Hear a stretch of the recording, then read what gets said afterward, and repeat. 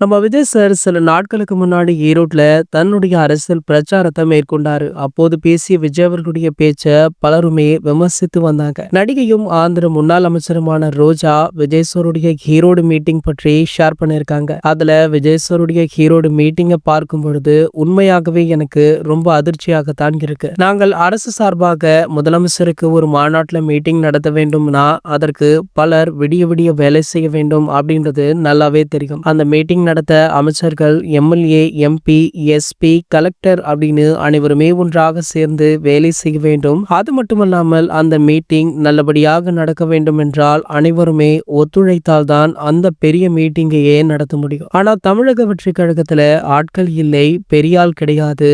எவ்வளவு பெரிய மீட்டிங்கை விஜய் அவர்கள் எப்படி செய்தார் அப்படின்றது சத்தியமா எனக்கு புரியவே இல்லை. மக்கள் விஜய் அவர்களிடம் ஒரு விஷயத்தை எதிர்பார்க்கிறாங்க.